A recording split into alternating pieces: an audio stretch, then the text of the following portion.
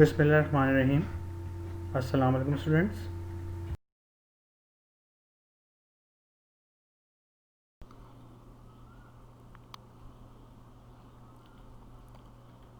So class, this is our last lecture on chapter number 12 electrostatics. It's a lecture number 7 and it contains all the remaining problems of the capacitor of the third category. So the third category will be completed in this lecture and it contains the numericals of the combinations of series and parallel combination of the capacitors.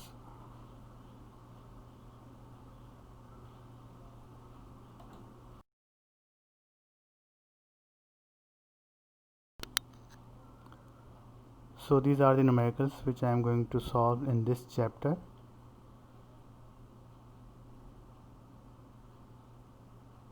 Gauss's law of electric intensity, electric flux, electric intensity. So we are already done with these all numericals in our previous lecture.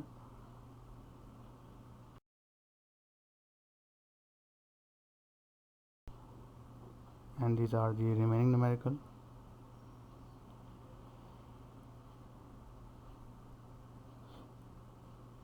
Only capacitor few numericals are remaining in this lecture and the all numericals have been done in the all previous lectures. So in this lecture I am going to solve the numerical 19a, 19b, 21a, 21b, 21c. These are the numericals of the combinations of capacitors or solve the circuit. So this is the last lecture of this chapter.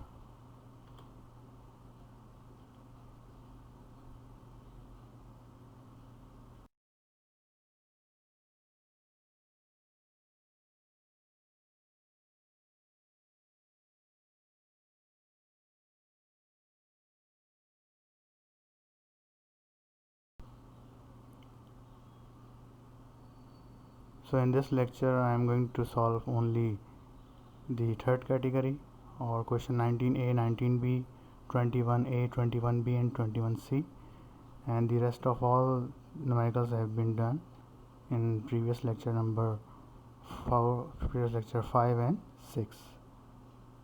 Okay.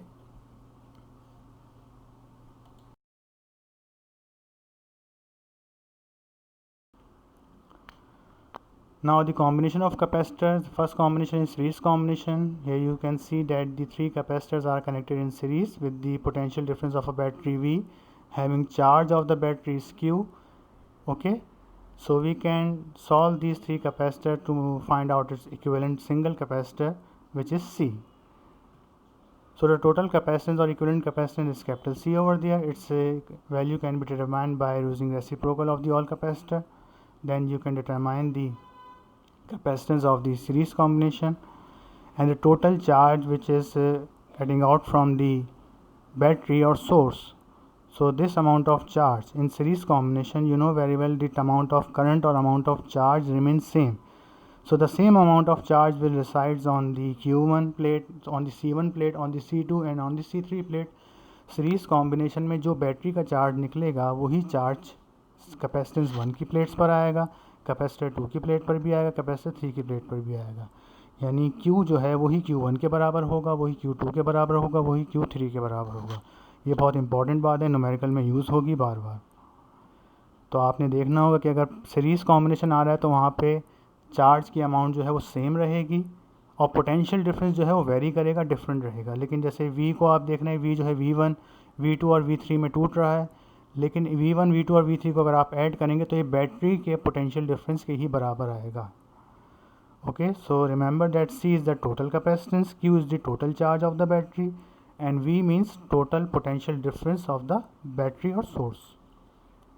For total or final potential difference V in series combination, that is V is equal to different, you know very well, potential will be drop over there, but the sum of all potential across the ends of the capacitors will be equal to the total potential difference of the battery. तो V जो है वो V1 plus V2 plus V3 के बराबर आएगा and but the charge of battery will be same for capacitor 1, capacitor 2 and capacitor 3. तो series combination में remember this thing that जो चार्ज है हमारे पास वो सेम रहेगा, लेकिन पोटेंशियल डिफरेंस जो है वो क्या करेगा, वेरी करेगा. Okay.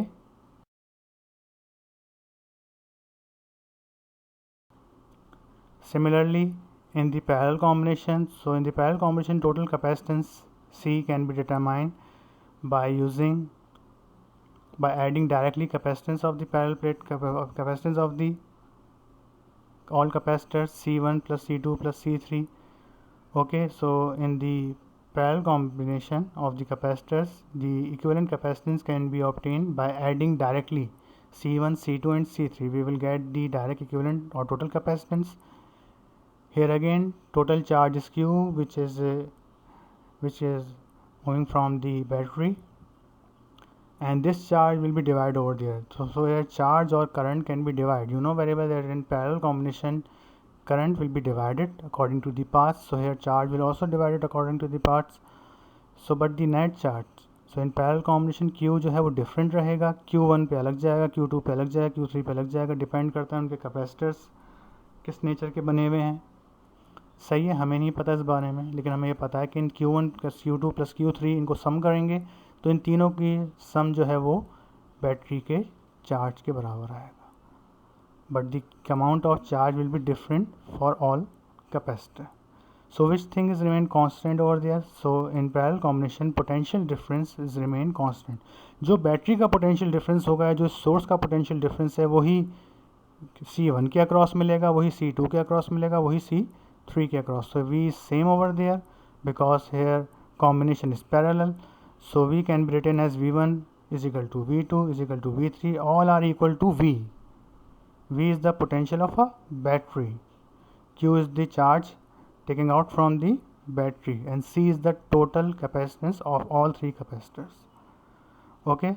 So these are the formula which I am going to use in these numericals.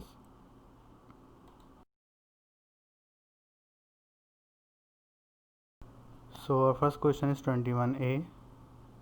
It has come in 1986.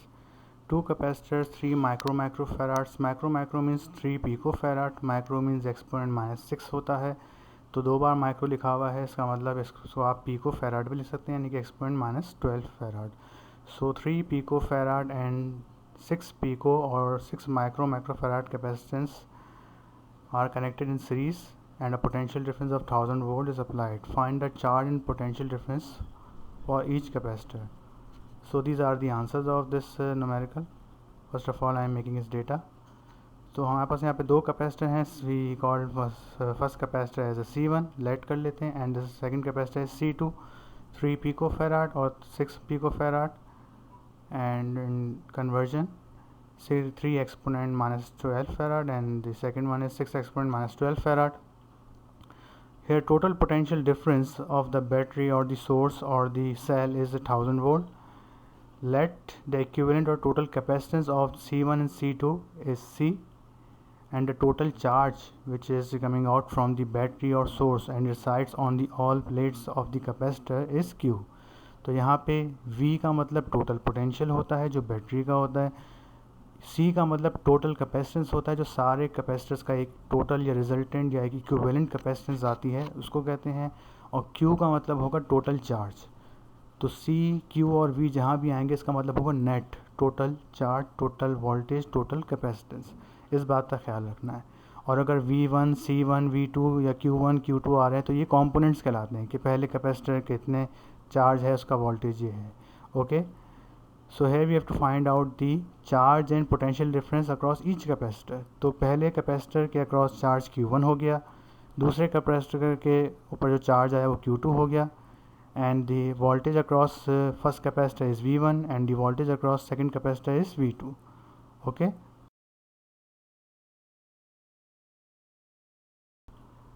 Okay, now I am discussing its diagram. Diagram number 1 कि हमारे पास diagram कैसे है कि दो capacitor C1 and C2 which are connected in series. तो ये कैसे लगे हुए हैं बेटा, आपस में सीरीज़ कॉम्बिनेशन में लगे हुए हैं, और इनके अक्रॉस पोटेंशियल डिफरेंस कितना है आपके पास 1000 वोल्ट. तो सीरीज़ कॉम्बिनेशन में और पैरेलल कॉम्बिनेशन में आपको ये बात याद रखनी चाहिए कि सीरीज़ कॉम्बिनेशन में चार्ज या करंट सेम रहता है. तो जो चार्ज बैटरी से निकलेगा वही चार्ज Q1 के बराबर होगा, वही चार्ज Q2 के बराबर होगा। यानी बैटरी से या सेल से निकलने वाला चार्ज, क्योंकि यहाँ पे सेल ड्रॉ किया हुआ है, तो 1000 वोल्ट का जो सेल है इससे जो चार्ज निकलेगा Q, वो Q1 के बराबर भी होगा और Q2 के बराबर भी होगा। ओके, तो हम जब इन दो कैपेसिटर्स को इक्विवेलेंट निकालेंगे, बिकॉज हमें हमेशा कैपेसिटर की सबसे पहले इक्विवेलेंट निकालते हैं इस तरह के न्यूमेरिकल्स में। तो 2 हैं तो 2 से आप 1 पर आ जाएं, अगर 4 कैपेसिटर 4 से आप 3 पर आएँ, फिर 3 से 2 पर आएँ, फिर 2 से 1 पर आएँ। तो यहाँ पे आप 2 से 1 पर आएंगे। कैसे? इन दोनों का इक्विवेलेंट निकालेंगे by using series combination equation of capacitance. तो मान लेते कि इन दोनों कैपेसिटर का टोटल कैपेसिटेंस आया, इनके अक्रॉस वोल्टेज V1 V2 है, यू नो वेरी वेल।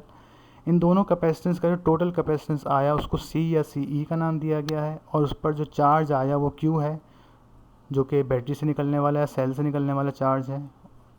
तो इनकी जो सेकंड डायग्राम बनी है वो ये बनी है, यानी दो कैपेसिटर CE के बराबर हो चुके हैं। या तो मैं 2 कैपेसिटर लगा लूँ या CE लगा लूँ, दोनों का मतलब एक ही होगा। ठीक है, तो यहाँ पे डायग्राम कंप्लीट हो जाती है। तो हमने इन 2 कैपेसिटर को सॉल्व करके एक कैपेसिटर बना लिया।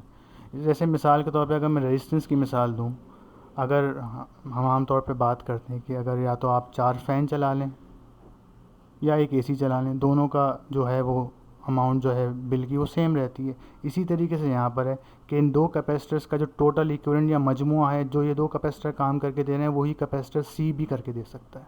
तो आपकी मर्ज़ी है कि या तो आप C लगा दें या फिर इन 2 कैपेसिटर्स को लगा दें। आपके पास कैपेसिटेंस उतना ही रहेगा, आपकी वर्किंग उतनी ही रहेगी, कोई फ़र्क नहीं आएगा। ठीक है, तो हम यहाँ पर इसका टोटल कैपेसिटेंस सबसे पहले फाइंड करेंगे।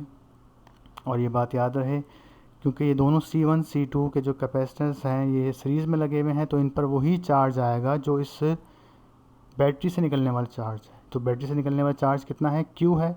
तो यही चार्ज Q1 के बराबर भी होगा, यही चार्ज Q2 के बराबर भी होगा। अगर ये पैरेलल होते तो इन पर वोल्टेज सेम रहता, लेकिन ये सीरीज़ में है तो इन पर क्या चीज़ सेम रहेगी? चार्ज सेम रहेगा। ओके, तो यहाँ पे मैंने लिख भी दिया बात कि जो चार्ज Q है वही Q1 के बराबर होगा, वही Q2 के बराबर होगा, वही ब्लू कैपेसिटर के बराबर होगा, वही चार्ज रेड कैपेसिटर के चार्ज के बराबर होगा, जो येलो कैपेसिटर शो कर रहा है आपको टोटल कैपेसिटेंस। ओके, अब मैं इसमें आगे बढ़ रहा हूँ।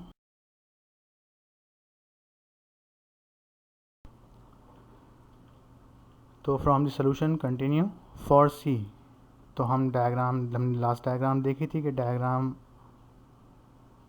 1 और 2 में, 1 में हमारे पास C1 और C2 आपस में सीरीज़ में थे। तो using series combination, series combination में कैपेसिटेंस की इक्वेशन क्या होती है? रेसिप्रोकल फॉर्म होती है। तो 1/C बराबर हो जाएगा 1/C1 प्लस 1/C2। इनकी वैल्यूज़ प्लेस करेंगे हम। तो वैल्यूज़ प्लेस करने पे हमारे पास जो इनका आंसर आएगा, मैंने वैल्यूज़ जो है वो पीको में एंटर की हैं, 1/3 1/6 पीको।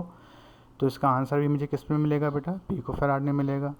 तो 1/C था, तो मैंने C लिखने के लिए क्या किया? 1/C1 प्लस 1/C2, फिर इसका इन्वर्स ले लिया। तो ये तरीकाकार ज़रा इजी होता है, इससे सोल्यूशन जल्दी आ जाता है।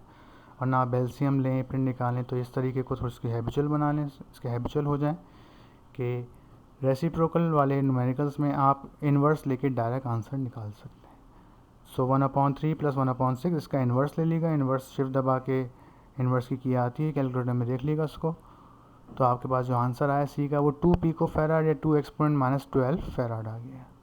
ओके, अब टोटल कैपेसिटेंस हमारे पास आ गई है, टोटल वोल्टेज हमें पता है डायग्राम 2 से, तो हम टोटल चार्ज निकाल सकते हैं from the equation of capacitance Q is equal to CV। So Q is equal to, after placing their values, 2 multiply by exponent -12 multiply by 1000, we will get our charge 2 exponent -9 coulomb. तो हमारे पास total charge भी आ गया, total capacitance भी आ गया। तो हमने यहाँ पर कैपेसिटर्स के कैपेसिटेंस तो सॉल्व कर लिए। अब हमें उनके कंपोनेंट्स के चार्जेस और वोल्टेज फाइंड करने हैं। तो उसके लिए हम डायग्राम में पहले 1 से 2 पर आए थे, अब हमें रिवर्स जाना होगा। हमेशा कैपेसिटेंस निकालने के लिए आप कैपेसिटर्स को कम करते आते हैं, 4 से 3, 3 से 2, 2 से 1, और उनको डायग्राम्स के नाम देते जाते हैं। लेकिन उनके कंपोनेंट्स यानी कि उनके आपको चार्जेस या वोल्टेजेस, इंडिविजुअल कैपेसिटर्स के चार्जेस और वोल्टेजेस यानी कि V1 V2 या Q1 Q2 फाइंड करने के लिए अब हम रिवर्स जाएंगे। अब हम डायग्राम 2 से दोबारा किस पर जाएंगे? 1 की तरफ जाएंगे। तो डायग्राम 2 से हम 1 को कंपेयर करें तो ये जो चार्ज है Q, यही चार्ज जो है वो C1 पर आया होगा और C2 कैपेसिटर पर आया होगा, बिकॉज C1 C2 कैसे सीरीज़ में। तो ये चार्ज मैंने लिख दिया है, ये हमें नेक्स्ट सोल्यूशन में काम आएगा। ये Q जो है वो Q1 और Q2 के बराबर है और उसके अमाउंट 2 एक्सपोनेंट -9 कूलम है। Okay,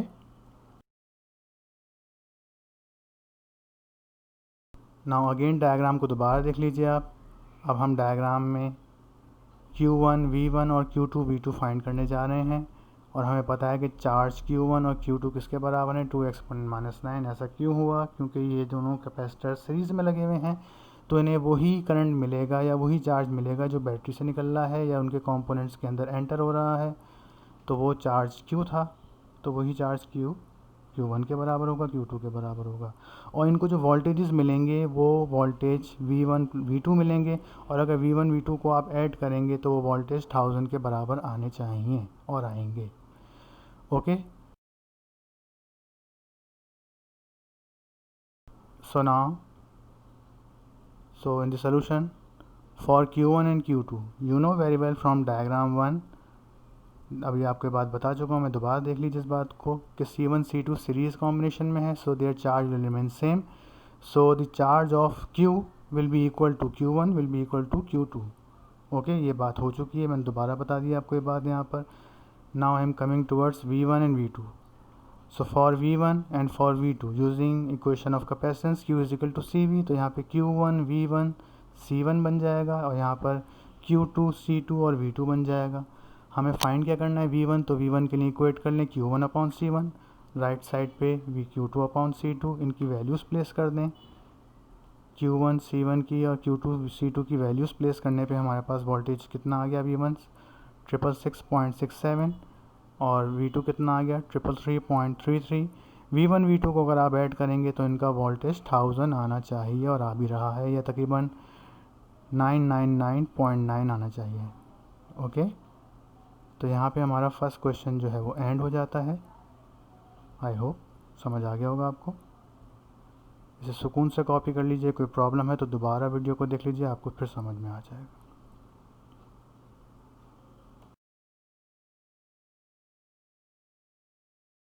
Question. Okay, now question 21B is similar to question 21A. So 21A को ज़रूर देखिए, उसमें मैंने बहुत डिटेल में सोल्यूशन बताया है। ये क्वेश्चन 1999 में आ चुका है। ये न्यूमेरिकल बिल्कुल सिमिलर है क्वेश्चन 21A की तरह, तो उस 21A को ज़रूर देख लीजिएगा, ये बिल्कुल सिमिलर है उससे। इसको मैं थोड़ा सा फास्टली सॉल्व करूँगा, बहुत ज़्यादा डिटेल इसमें नहीं बताऊँगा, ठीक है। You can try it by your self. अगर 21A आपको समझ में आ गया तो ये आप खुद कर सकते हैं। ओके, तो again you have two capacitors which are connected in series combination. These are the answers of this numerical. So first of all I am making this data. C1 2 microfarad है, C2 8 माइक्रोफेराड है। Total potential यानी source का battery का potential कितना है, 200 volts. इनका total equivalent capacitance कितना आएगा सर्किट का, जिसको हम टोटल कहेंगे, वो C कहलाएगा। और टोटल चार्ज जो सोर्स से निकलेगा it will be equal to Q, and you have to find out Q1 Q2 and V1 and V2। आपने इन दोनों कैपेसिटर्स के across total charge and total voltages बताने हैं।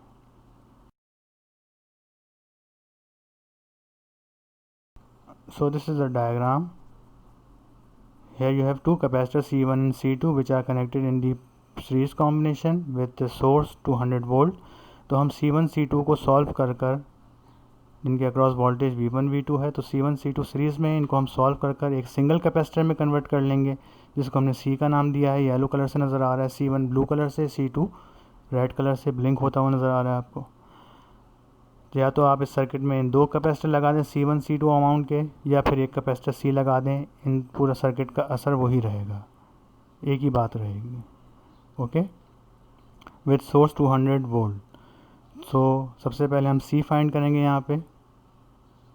तो यहाँ देख सकते हैं आप C1 C2 कैपेसिटर्स को हमने इक्विवेलेंट में कन्वर्ट करके एक कैपेसिटर C में कन्वर्ट कर लिया है, दो कैपेसिटर्स को एक में कन्वर्ट कर लिया है। ओके,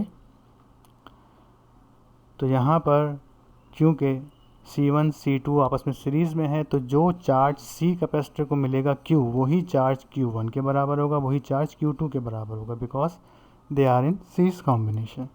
सीरीज़ में charge will remain same.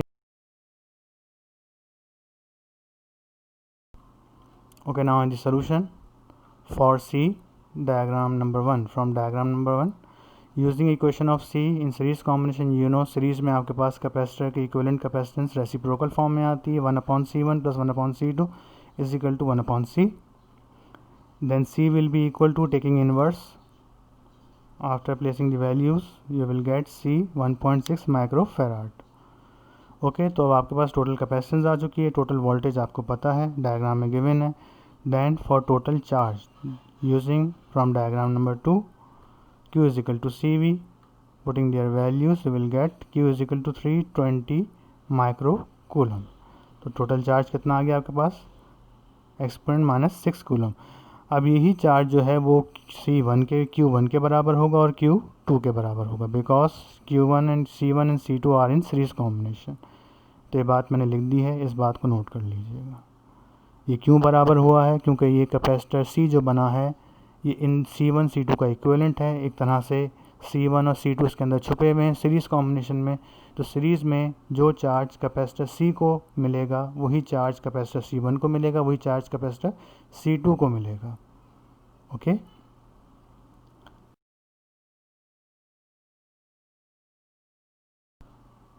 So now again see the diagram. Q1 is equal to Q2, और ये दोनों किसके बराबर हैं, बैटरी के चार्ज के या सेल के चार्ज के, जो कि 320 एक्सपोनेंट -6 कूलम, यानी टोटल चार्ज जो सर्किट का आया उसके बराबर है.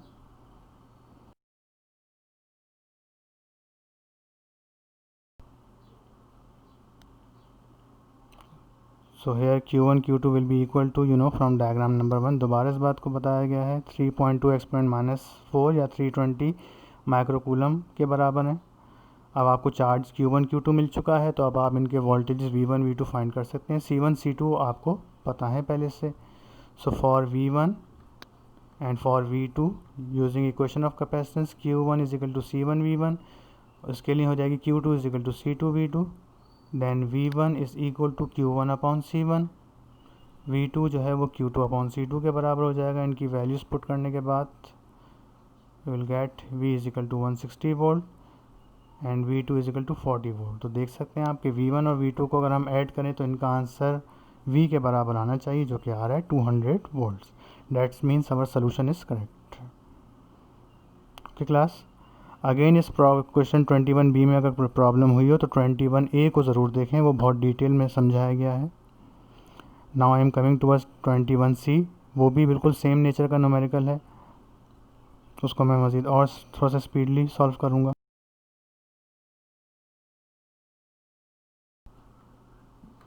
Okay, now 21C. Here you have a first capacitor 2 microfarad which is connected in series with the other capacitor 4 microfarad. Total potential difference जो है सर्किट का 40 वोल्ट्स है. टोटल कैपेसिटेंस आपको फाइंड आउट करनी है, टोटल चार्ज भी आपको find out करना है. Q1 Q2 V1 and V2 individual charges and individual voltages of each capacitors भी आपको फाइंड आउट करने हैं. अगेन अगर 21C भी मैं थोड़ा सा स्पीडली समझाऊंगा, 21A के सोल्यूशन को ज़रूर देखिए, वो बहुत डिटेल एक्सप्लेन किया गया है.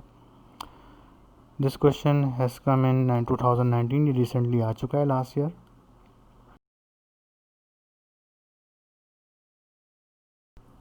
Okay, now in the diagram, so we have two capacitors C1 and C2. Okay, दो कैपेसिटर्स हैं हमारे पास C1 एंड C2 जो कि सीरीज़ में कनेक्ट हुए हैं, जिनको वोल्टेज 40 वोल्ट्स दिया गया है, और ये वोल्टेज V1 और V2 में डिवाइड होगा और इन पर चार्ज Q1 Q2 आएगा. तो Q1 Q2 चार्ज जो है वो किसके बराबर होगा, बैटरी से या सेल से निकलने वाले चार्ज Q के बराबर होगा. So first of all we will solve the capacitors, we will reduce the two capacitors into single capacitor which we call equivalent और सिंगल कैपेसिटर C. तो इन दो कैपेसिटर सीरीज़ में कनेक्टेड हैं, इनसे हम टोटल कैपेसिटेंस C बना लेंगे, जिसका टोटल चार्ज Q आएगा और वोल्टेज 40 वोल्ट्स रहेगा.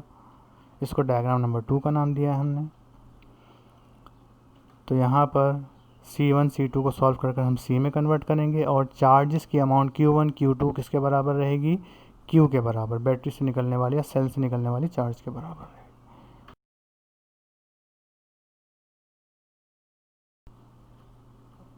Okay, now in the solution for total capacitance, you know from diagram 1, series में you know very well capacitance will be added in the reciprocal form, so 1 upon C is equal to 1 upon C1 plus 1 upon C2. Taking दिया inverse लेने के बाद C बराबर हो जाएगा 1 upon C1 plus 1 upon C2 inverse.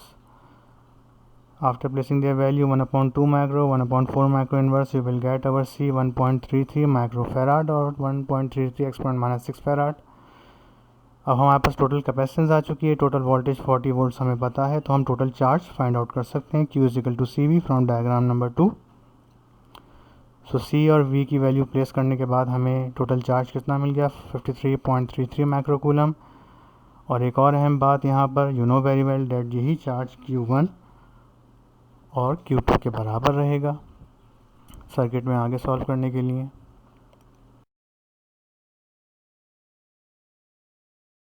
Again इस diagram को देख लीजिए आप, तो चार्ज Q1 और Q2 किसके बराबर है, Q जिसकी वैल्यू हम फाइंड कर चुके हैं लास्ट स्लाइड में 53.33 माइक्रोकूलम. अब हमें C1 कैपेसिटर C2 कैपेसिटर की वैल्यूज़ पता हैं, उनके वोल्टेजेस हमें नहीं पता, चार्जेस पता चल चुके हैं, तो उनके वोल्टेजेस अब हम फाइंड आउट कर सकते हैं.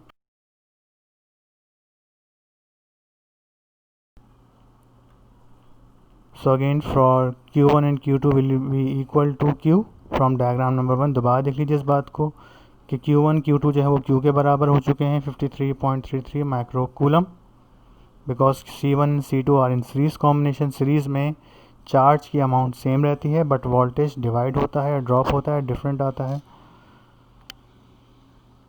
अब हम V1 और V2 फाइंड आउट कर सकते हैं. For V1 and V2 you know very well Q1 is equal to C1 V1, Q2 is equal to C2 V2. अब हमें V1 के लिए इक्वेट करें तो Q1 अपॉन C1 हो जाएगा, V2 will be equal to Q2 upon C2. Putting their values you will get our V1 is 26.7 volt, similarly V2 is 13.3 volt. अगर हम V1 और V2 को ऐड करके देखें तो ये 40 वोल्ट्स के बराबर आने चाहिए, जो कि लग भी रहा है और आ भी रहे हैं. That's mean our solution is correct. So this is the end of this 21 series. 21A B C numerical हमारे हो गए हैं. अब दो न्यूमेरिकल जो आगे आ रहे हैं वो थोड़े से डिफ़िकल्ट हैं, कॉम्प्लेक्स सर्किट हैं थोड़े से. अगेन 21B और 21C में कोई प्रॉब्लम हो तो 21A को ज़रूर देखें, वो बहुत डिटेल एक्सप्लेन किया गया है.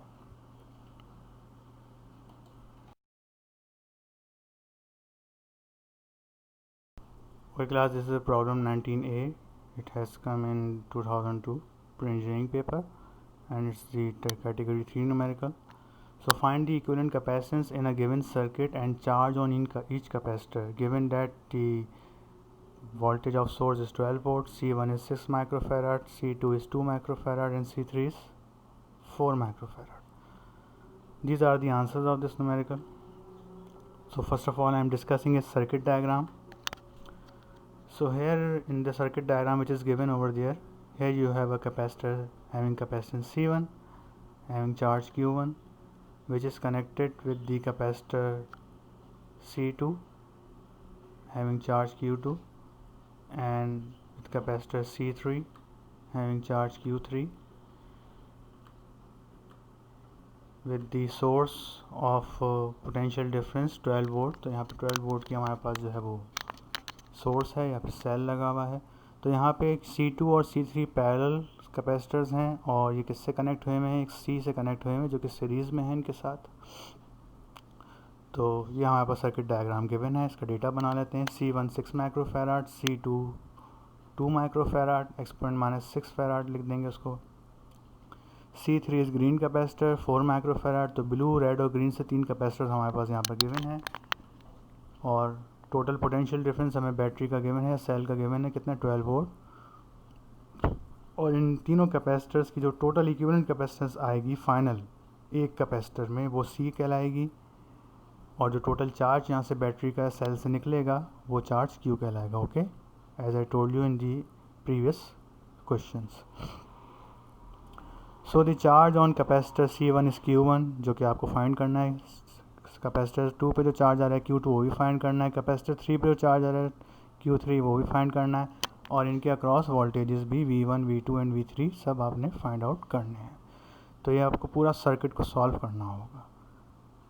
Okay, so first of all I am solving this, इस तरह के न्यूमेरिकल को सॉल्व करने का तरीक़ेकार क्या होता है कि सबसे पहले आप कैपेसिटर्स को सॉल्व करते हैं। कैपेसिटर अगर 4 हैं तो 4 से 3 बनाएंगे, 3 से 2 बनाएंगे, फिर 2 से 1 या इक्विवेलेंट बनाएंगे।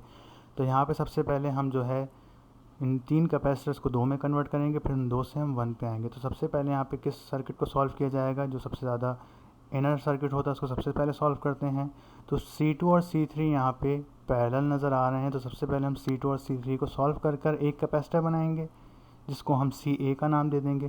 फिर वो कैपेसिटर C1 के साथ सीरीज़ में आएगा, उन दोनों को सॉल्व करेंगे तो हमें फाइनल सिंगल कैपेसिटर मिल जाएगा। Okay, now I am coming toward this diagram. First of all एक आपको ओवरव्यू मिलेगा कि कैपेसिटर्स को कैसे सॉल्व किया जाएगा।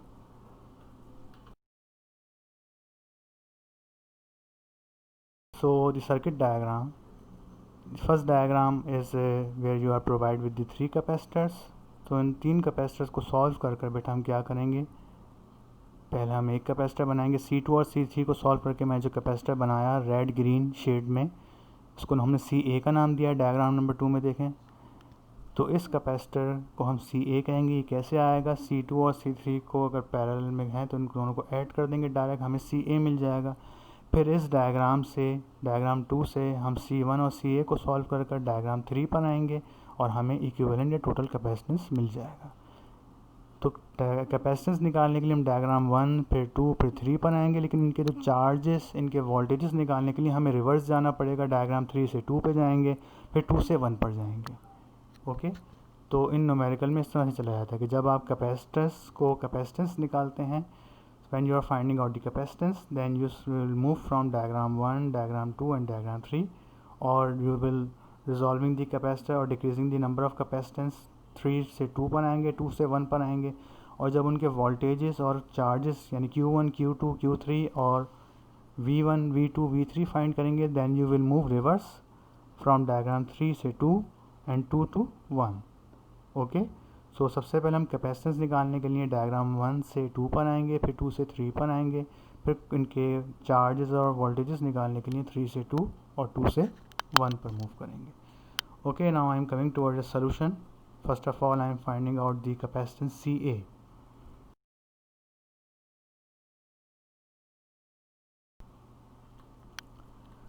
So again from the diagram 1, you know very well you have 3 capacitors C1, C2 and C3 which are connected in this combination with the source of 12 volt and you have a अब हम बेटा यहाँ पे क्या करेंगे, हम C2 और C3 को सॉल्व करेंगे तो हमारी डायग्राम कुछ इस तरह की हो जाएगी। इन दोनों के C2 C3 को जब सॉल्व करेंगे तो कैपेसिटर क्या आएगा, कैपेसिटेंस आएगी CA, ठीक है, और CA का जो चार्ज आएगा वो क्या आएगा, QA। तो क्योंकि C2 और C3 जो कैपेसिटर्स हैं वो अब किसके बराबर हो चुके हैं, इक्विवेलेंट फॉर्म में CA के बराबर हो चुके हैं, तो जो चार्ज CA को मिल रहा है यानी CA कैपेसिटेंस को मिल रहा है वो चार्ज Q2 और Q3 में डिवाइड होगा। लेकिन आपको पता है कि इन parallel combination which thing is remain constant, voltage. तो जो वोल्टेज VA मिलेगा यानी कि CA कैपेसिटर को जो वोल्टेज मिलेगा जिसका नाम VA है, वही वोल्टेज V2 के बराबर भी होगा, वही वोल्टेज V3 के बराबर भी होगा। ये बहुत अहम बात है, इसको गौर से सुनिए। आई रिपीट कि हमने Q2 और C2 और C3 कैपेसिटर्स को सॉल्व कर CA बना लिया है, ठीक है। C2 और C3 मान लीजिए CA के अंदर मौजूद हैं, लेकिन कैसे मौजूद हैं, पैरेलल कॉम्बिनेशन में। तो इनको जो वोल्टेज मिलेगा वही मिलेगा जो कैपेसिटर CA को मिल रहा है। तो CA को जाने वाला वोल्टेज कितना है, VA, उसकी जो भी अमाउंट हो, 6 वोल्ट 5 वोल्ट कुछ भी हो सकती है, तो वही वोल्टेज की अमाउंट C2 को भी मिलेगी, वही वोल्टेज की अमाउंट C3 को भी मिलेगी। तो सेकंड कैपेसिटर को भी जो वोल्टेज जाएगा यानी कि V2 और V3 किसके बराबर होंगे, VA के बराबर होंगे। ये आगे इस बात को मैं दोबारा रिपीट करूँगा। Okay, so now first of all I am finding out the capacitance CA। ये डायग्राम हमारी यहाँ पर कंप्लीट हो गई। डायग्राम नंबर 2 का नाम दिया जिसमें हमने C2 C3 को सॉल्व कर CA में कन्वर्ट कर लिया। 3 कैपेसिटर से हम 2 कैपेसिटर्स पे आ गए। Okay, now for CA you know very well that C2 and C3 are in parallel combination, और हमने मान लिया कि इन दोनों का जो टोटल कैपेसिटेंस आ रहा है, इक्विवेलेंट आ रहा है, वो कितना आ रहा है, CA। इसको मैं सी ई नहीं मान सकता या सी नहीं मान सकता कि सी हम उस कैपेसिटर को मानते हैं जो बिल्कुल एक आखिर में बचता है। तो अगर 2 को सॉल्व करके हम बनाते 1 बन जाते हैं। यहाँ पे हम 3 कैपेसिटर से 2 पर आ रहे हैं तो हम इसको सी का नाम नहीं दे सकते, सी ए का नाम दिया है मैंने। So let CA be the equivalent capacitance of C2 and C3 capacitor in parallel combination from diagram 1 as you can see over there. So parallel combination में क्या होता है, कैपेसिटेंस डायरेक्ट आपस में ऐड हो जाते हैं। सो CA किसके बराबर होगा, C1 प्लस C2। इनकी वैल्यूज़ को ऐड करने पे आपको आंसर मिल जाएगा CA 6 माइक्रो फैराड। ओके, तो CA will be equal to 6 micro farad और 6 एक्सपोनेंट माइनस 6 फैराड। अब हम डायग्राम 2 को सॉल्व करेंगे और 2 कैपेसिटर्स से 1 कैपेसिटर्स पे आएंगे। ओके, हमने 3 से 2 पर तो आ गए, हम 2 से 1 पर आएंगे। Second procedure,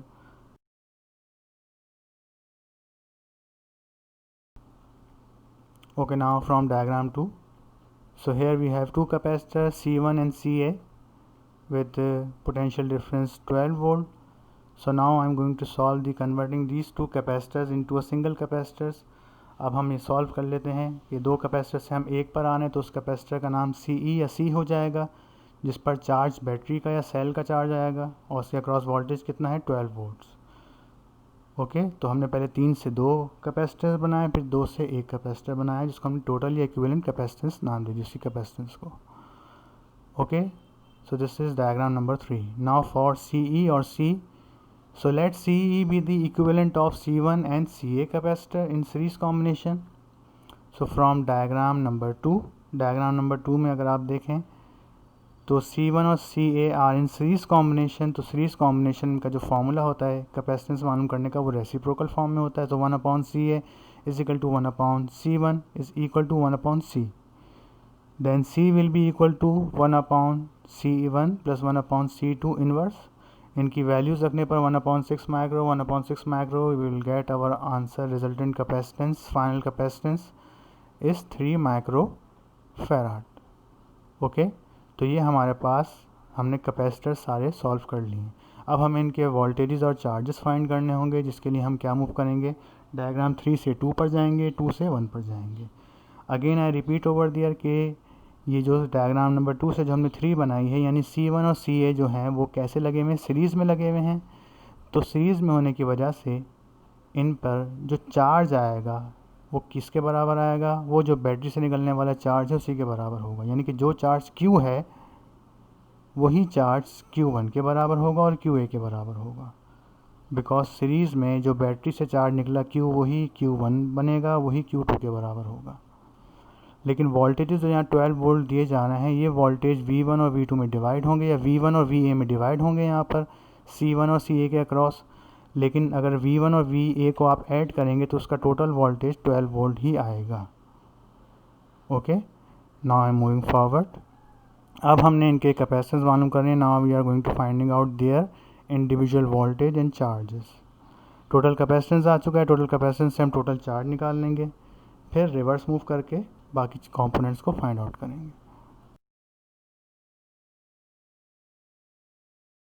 okay, now this is our diagram 2 and 3 over there. Solution continue. For Q you know very well from diagram 3 से आप देख सकते हैं कि आपको टोटल कैपेसिटेंस मिल चुकी है, वोल्टेज पता है तो चार्ज आप निकाल सकते हैं Q is equal to CV से। After placing their values C and V, total charge will become 36 microcoulomb and this charge will be equal to C Q1 and QA। क्योंकि Q1 QA सीरीज़ में लगे हुए हैं, C1 CA capacitor series में लगे हुए हैं, तो इन पर वही चार्ज आएगा जो Q से निकल रहा है। So from diagram 2 again C1 and CA are in series combination, then you know very well that Q is equal to QA and Q1। तो Q ही जो है वो QA के बराबर हो जाएगा और Q1 के बराबर हो जाएगा। अब आपको डायग्राम 2 में C1 CA पता है, इनके Q1 QA भी पता चल चुके हैं, तो अब आप इनके वोल्टेजेस इजीली फाइंड आउट कर सकते हैं। क्योंकि हर कैपेसिटर के 3 ही कंपोनेंट्स होते हैं, कैपेसिटेंस, चार्ज एंड वोल्टेज। तो आपको डायग्राम 2 में CA और C1 तो पता चल गया था पहले ही, आपको यहाँ पर उनके चार्जेस Q1 और QA भी पता चल चुके हैं। तो अब आप तीसरी चीज़ जो उनके वोल्टेज है वो फाइंड आउट कर सकते हैं। So for V1 and for V2, for V1 and for VA।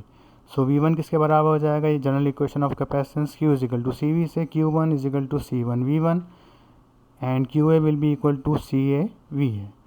Okay, तो दोबारा डायग्राम को देखिए, डायग्राम नंबर 2 में कि जो चार्ज जो है C1 और CA पर वही चार्ज आया जो Q के बराबर था, बिकॉज ये Q1 और QA सीरीज़ में लगे हुए हैं कैपेसिटर, तो इन पर वही चार्ज डिसाइड होगा जो बैटरी से निकल रहा है या जो चार्ज कैपेसिटर C पर आया है। Okay, so if we equate this equation for their voltage, then V1 is equal to Q1 upon C1 and VA is equal to QA upon CA after placing their values in the micro, because micro से micro cancel हो जाएगा, 36 exponent minus 6 divided by 6 exponent minus 6 और 36 micro, और VA भी कितना हो जाएगा क्योंकि QA हमारे पास 36 माइक्रो है और CA कितना है 6, we will get our V1 6 voltage and voltage VA 6 voltage. इत्तेफाक की बात है कि यहाँ वोल्टेज सेम आ रहे हैं, वरना हर सवाल में सेम नहीं आते। ओके, तो यहाँ पे हमने VA और V1 सॉल्व कर लिया है। अब हम आगे बढ़ेंगे, अब हम VA को ओपन करेंगे तो वोल्टेज VA कितना है 6 वोल्ट। ओके, तो हमने डायग्राम 3 से 2 पे आते हैं, अब हम 2 से 1 पर जाएंगे। Okay, now from diagram 2 to 1 आप देख सकते हैं कि अब VA जो है वो ओपन हो रहा है C2 और C3 में। और कैसे ओपन हो रहा है VA, CA कैसे ओपन हो रहा है C2 और C3 में, पैरेलल में ओपन हो रहा है। तो पैरेलल में क्या चीज़ सेम रहती है, पैरेलल में पोटेंशियल डिफरेंस सेम रहता है। तो जो पोटेंशियल CA को मिल रहा है यानी VA ही जो है पोटेंशियल वो V2 के बराबर होगा, वही V3 के बराबर होगा। Solution continue for V2 and V3 from diagram number 1। C2 और C3 कैसे लगे हुए हैं, पैरेलल में लगे हुए हैं, तो इनको जो वोल्टेज मिलेगा वो वही मिलेगा जो इनके कंपोनेंट यानी इनके इक्विवेलेंट के बराबर आया था। इनके अक्रॉस जो वोल्टेज आ रहा है वो कितना आ रहा है, VA आ रहा है, तो VA की वैल्यू ही जो है वो V2 और V3 के बराबर होगी। अब आपको वोल्टेजेस पता चल चुके हैं, V2 V3 C2, कैपेसिटेंस भी पता है C2 और C3, तो अब आप इनके चार्जेस जो हैं वो जनरल इक्वेशन से फाइंड आउट कर सकते हैं। तो Q2 बराबर हो जाएगा C2 V2। After putting their values we will get Q2 is equal to 12 microcoulomb. Similarly for Q3, तो Q3 will be equal to C3 into V3 and 4 multiplied by exponent minus 6 multiplied by 6 volts, we will get our charge 24 exponent minus 6 coulomb. Okay, तो यहाँ पे हमने Q2 भी मालूम कर लिया और Q3 भी मालूम कर लिया है। ओके क्लास, तो यहाँ पे सवाल के हमने सारे वोल्टेजेस और कंपोनेंट्स मालूम कर लिए हैं।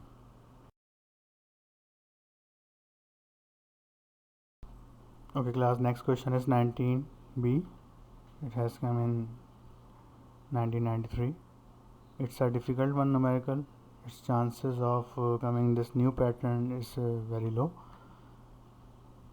ये एक डिफ़िकल्ट न्यूमेरिकल है। इसके बाद डायग्राम देखिए, यहाँ पर find the equivalent capacitance and the charge on 5 microfarad capacitor given that voltage of the battery और source is 10 volt, C1 is 3 microfarad, C2 is 2 microfarad, C3 is 5 microfarad and C4 is 4 microfarad, and its diagram is given over there.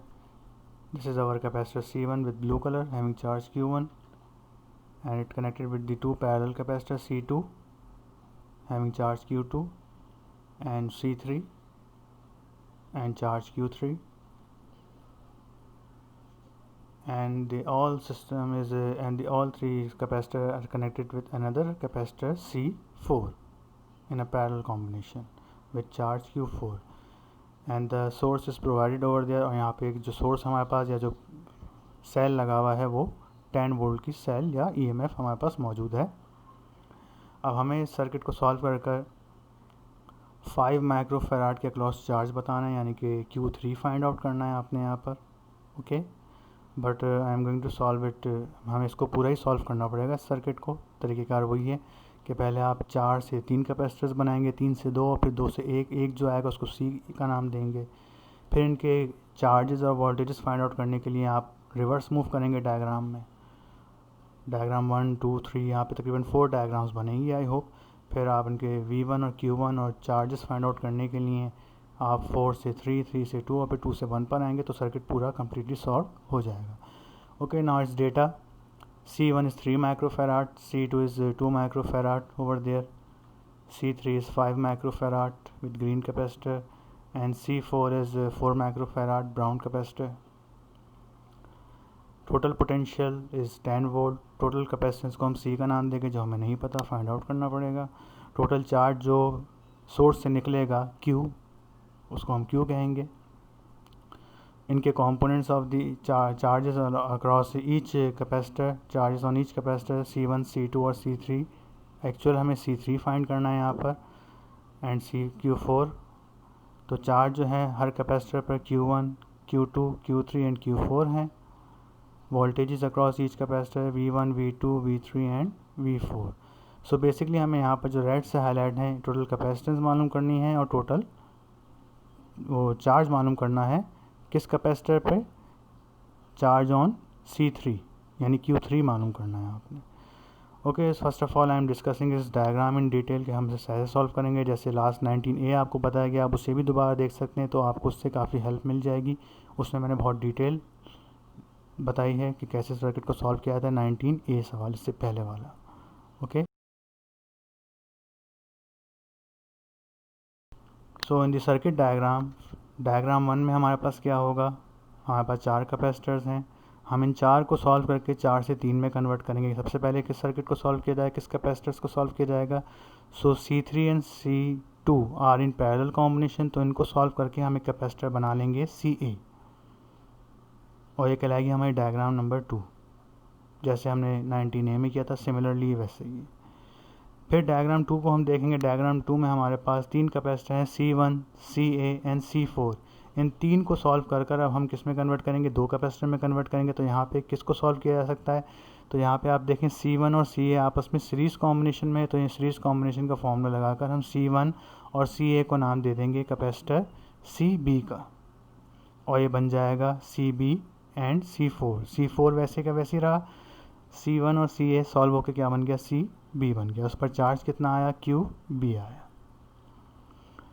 और voltage उसका जो है वो VB माना जाएगा। ठीक है, डायग्राम में मैंने इतनी ज़्यादा डिटेल नहीं लिखी है। अब इन 2 कैपेसिटर CB और C4 को सॉल्व करके हम एक फाइनल कैपेसिटर बनाएंगे, और फाइनल जो सिंगल कैपेसिटर आता है उसको हम C का या CE का नाम देते हैं, उसी को हम equivalent capacitor of the circuit कहते हैं।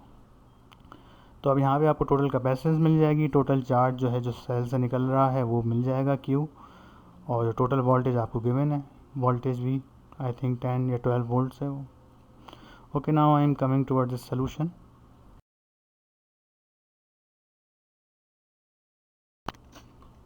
So from diagram 1 you know very well that here we have a capacitor C1 which is connected with capacitor C2 and C3 which are in parallel combination,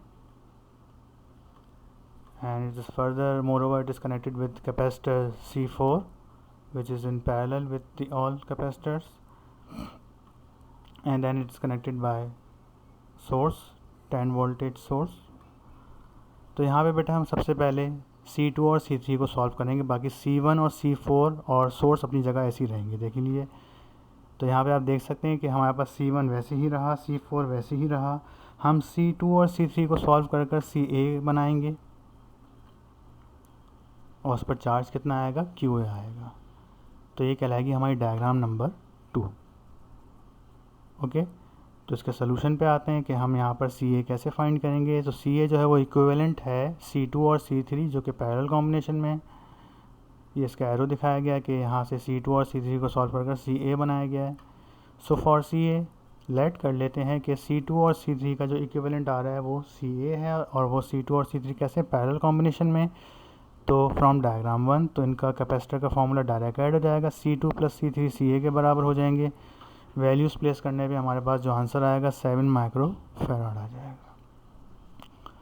okay, अब हम diagram 2 से diagram 3 की तरफ जाएंगे, जहाँ पर हम इन 3 कैपेसिटर्स को 2 में कन्वर्ट करने की कोशिश करेंगे।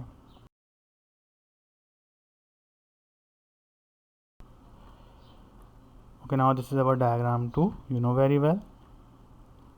तो यहाँ पर हम we solve here C1 and CA। C1 और CA यहाँ पर सीरीज़ कॉम्बिनेशन में नज़र आ रहे हैं, तो इन दोनों को मैं सॉल्व कर कर इनका टोटल कैपेसिटेंस बना लेता है CB। इस कैपेसिटेंस को मैं नाम दे रहा हूँ CB का। तो CB जो है वो किसके बराबर है, C1 और CA का इक्विवेलेंट है, टोटल है। या तो मैं CA1 और CA कैपेसिटर लगा दूँ या फिर CB लगा दूँ, सर्किट पे कोई फ़र्क नहीं पड़ेगा, सर्किट वैसा का वैसे ही रहेगा। ठीक है, तो यहाँ पे अगर आप और से देखें तो CB जो कैपेसिटर है उस पर चार्ज कितना आ रहा है, QB आ रहा है। और CB, और अगर मैं डायग्राम नंबर 2 को देखूँ तो C1 और CA जो है वो इक्विवेलेंट किसके आ रहे हैं, CB के आ रहे हैं। और C1 CA किस तरह से लगे हुए, सीरीज़ कॉम्बिनेशन में लगे। तो सीरीज़ कॉम्बिनेशन में तो जो चार्ज QB बनेगा वही चार्ज Q1 बनेगा, वही चार्ज QA बनेगा। तो जो चार्ज इस कैपेसिटर B के अंदर कैपेसिटर्स पर आएगा वही चार्ज Q1 के बराबर होगा, वही चार्ज QA के बराबर होगा, क्योंकि सीरीज़ में आपको पता है चार्ज रिमेन सेम और पैरेलल में सर्किट में वोल्टेज जो है सेम रहता है। So here Q1 is equal to QA, both will be equivalent to QB के बराबर रहेंगे। ये आगे सोल्यूशन में आपको नज़र भी आएगी बात। सबसे पहले हम यहाँ CB फाइंड कर लेते हैं। तो फॉर CB जो है वो इक्विवेलेंट है C1 और CA का, जो कि सीरीज़ कॉम्बिनेशन में। तो सीरीज़ में आपको पता है कि कैपेसिटर्स रेसिप्रोकल फॉर्म में ऐड होते हैं। रेसिप्रोकल फॉर्म में वैल्यूज़ रखने पे CB बराबर आ जाएगा आपके पास 2.1 माइक्रो फैराड के। ओके, तो अब हमने पहले 4 से 3, अब 3 से 2 कैपेसिटर बना लिए। अब हम नेक्स्ट डायग्राम में, डायग्राम नंबर 4 में इन 2 कैपेसिटर को एक सिंगल कैपेसिटर C में कन्वर्ट करने की कोशिश करेंगे।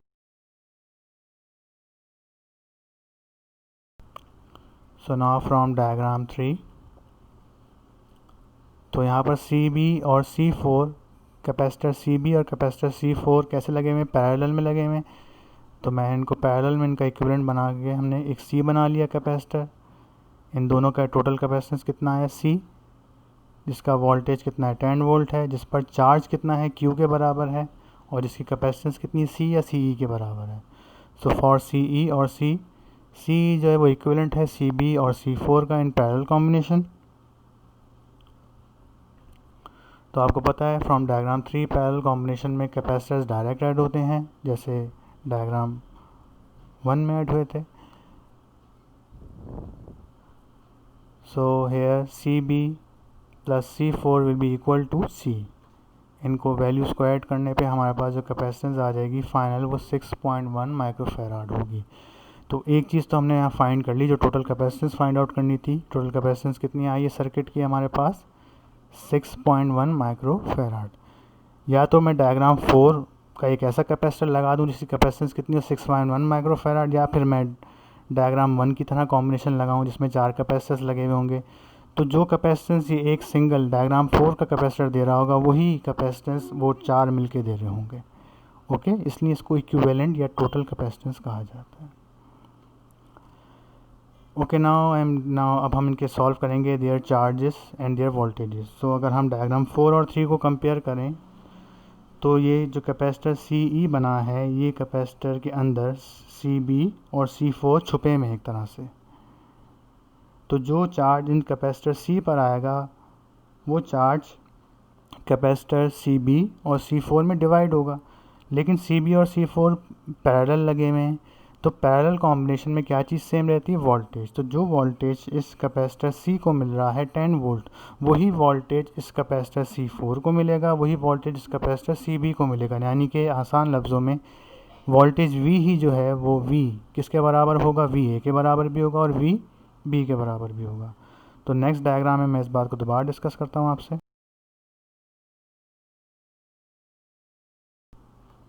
Okay, now from diagram 3 and 4।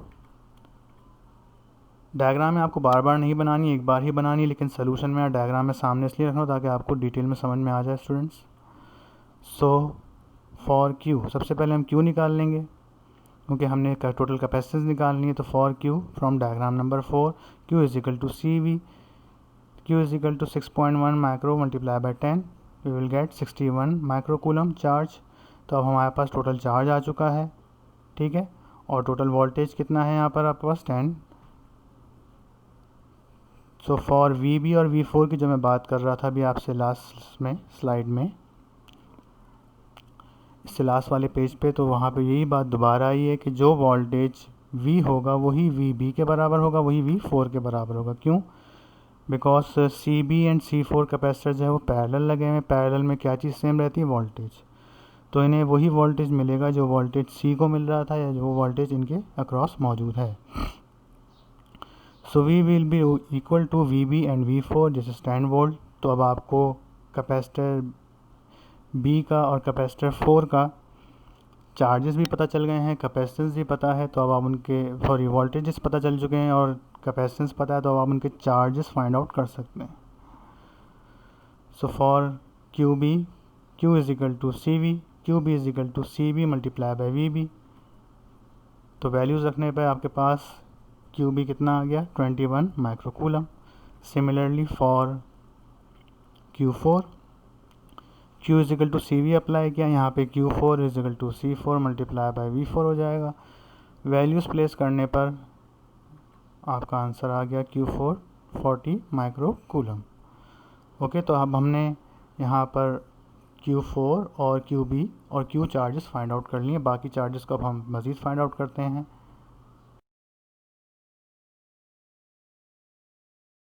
So class on the last page, on the last slide, हमने डायग्राम 4 से डायग्राम 3 पर आए थे, जिसमें हमने charges QB, voltage VB and V4 and Q4 find कर लिया था।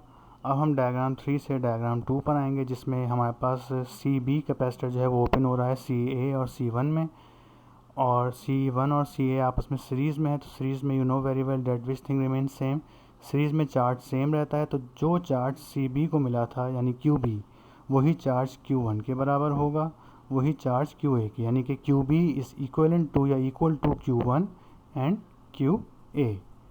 ओके, तो इसके सोल्यूशन को देखते हैं हम अभी।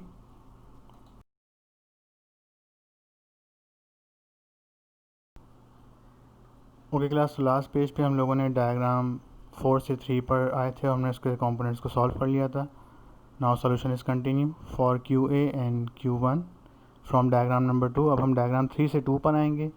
तो उसमें अगर हम देखें तो CB जो है वो ओपन हो रहा है C1 और CA में, बिकॉज C1 और CA को सॉल्व करके हमने CB बनाया था।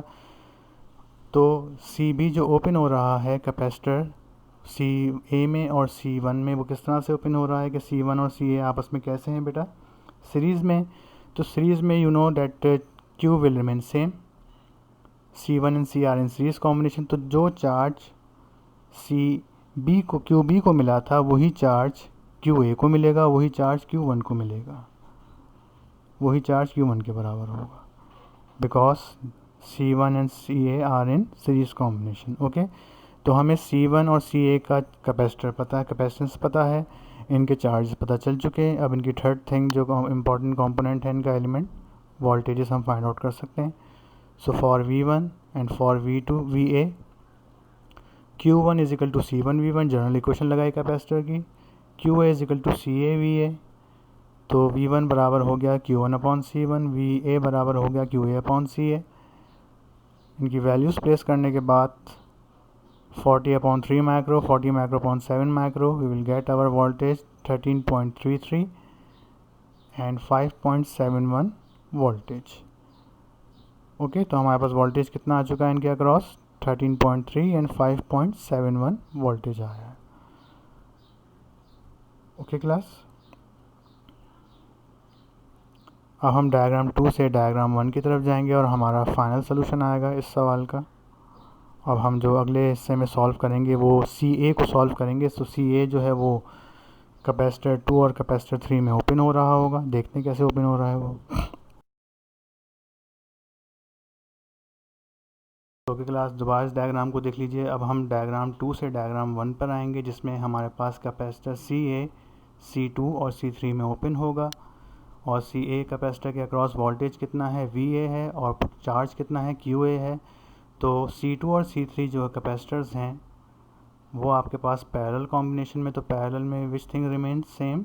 वोल्टेज। सो जो वोल्टेज कैपेसिटर CA को मिला है यानी कि VA, वही वोल्टेज कैपेसिटर C2 और C3 को मिलेगा, यानी कि इन आसान अल्फाज में हम ये कह सकते हैं कि voltage VA will be equal to V2 is equal to V3। Voltage VA ही जो है वो V2 के बराबर होगा, वही V3 के बराबर होगा। तो हमें इनके वोल्टेजेस पता चल जाएंगे। कैपेसिटर्स की हम निकाल चुके हैं। इनकी जो थर्ड थिंग्स हैं Q2 और Q3 हम कैपेसिटर इक्वेशन से फाइंड कर लेंगे। इसका सोल्यूशन देखते हैं नेक्स्ट स्लाइड में।